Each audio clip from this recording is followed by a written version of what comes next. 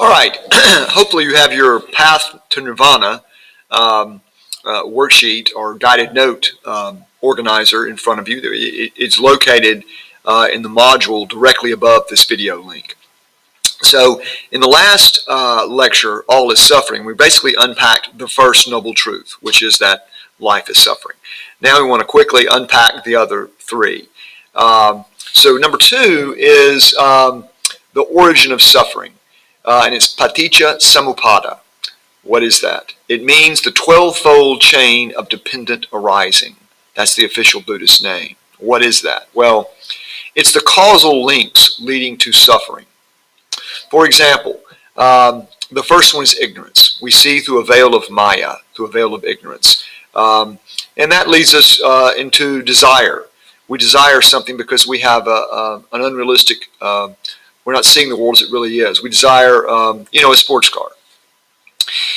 Number two is desire. So ignorance leads to desire. Number two is desire leads to birth. Birth of what? Birth of the idea. We conspire a way to get us a sports car.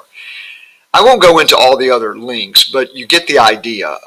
This draws us into samsara, preventing us from achieving our goal of nirvana, which brings me to number three, the third noble truth, the cessation of suffering. Suffering can end, and this is called nirvana. Nirvana means to blow out, to extinguish. What? It's a blowing out of desire, of ignorance, of life itself.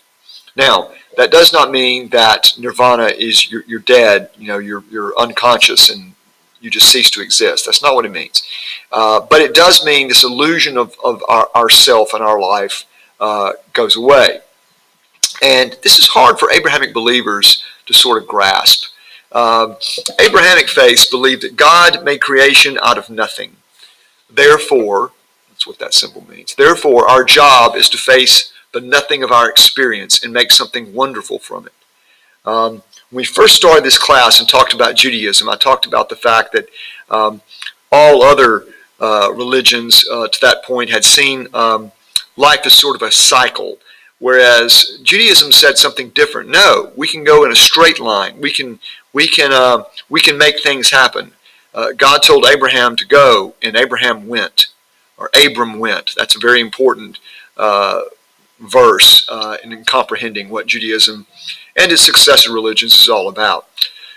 Buddha saw life completely different. He saw life proceeding from beginningless time. And he saw a way to make some of that stop. He created nothing out of something. And he is the exemplar. To see Buddha is to see the Dharma. To see the Dharma is to see the Buddha. So it's a very different way of thinking. Now, nirvana, as I said, is not an absence of life. The Buddha was in... according to the Buddhist tradition, the Buddha left the palace at age 30. He studied and practiced all these ascetic practices for 10 years and then finally achieved enlightenment at age 40. And then lived for 40 more years and died at the age of 80. So he was in nirvana for 40 years while he was still alive. And like the Dalai Lama, he was calm, compassionate, and happy. Nirvana is a good thing. It's about opening up to the joy of the world. Now, let's talk about how we get there. This back page is the path to nirvana, or the path to the cessation of suffering. That's the fourth noble truth. And there are 8 things. Notice there are a lot of numbered lists in Buddhism. Right mindfulness, right understanding, right speech, right concentration, right action, right thought, right effort, and right livelihood. I'll unpack these in a much more, comprehensive way in next semester when we talk about really in-depth Buddhism. But just know right now there are these 8 things. And it's pretty obvious what you mean. Right speech. If you're trying to achieve nirvana, you're not going to engage in vicious gossip, for example, or hurtful speech. If you're trying to, if you're on the path to nirvana, you got to have the right livelihood. A hitman or an investment banker, probably not the right livelihood. Now, this is confusing. We have these 8 things Don't worry about that now, although unpacking them would be a very impressive feat in a paper one test. So we can group them into three kind of groups. That makes it a little easier. One is about sila, and sila is moral conduct. Obviously, there's a lot of morality in here. And Buddhists have sort of their version of commandments, and it's pretty simple. For lay people, that is, for people that are not monks or nuns, we have got it packaged about 5 moral directives. One is no killing.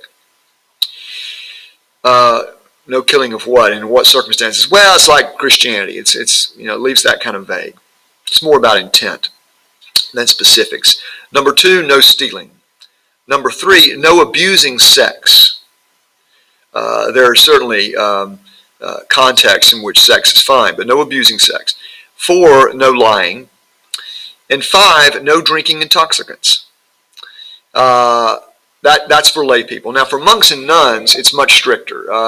You cannot sleep after noon, for example. You cannot have soft beds. You can't have hair. You eat once a day. So it's very strict, very ascetic. Buddhism, like Christianity, embraces asceticism. So moral conduct, that's one of the categories we're trying to achieve with these 8 things. The second is samadhi. Samadhi means mental concentration, and that really means meditation. Now, as your reading points out, not all, but majority of Buddhists don't meditate, but meditation can be hard. But that's what samadhi is about. It's about mindfulness. It's about observing life as it really is.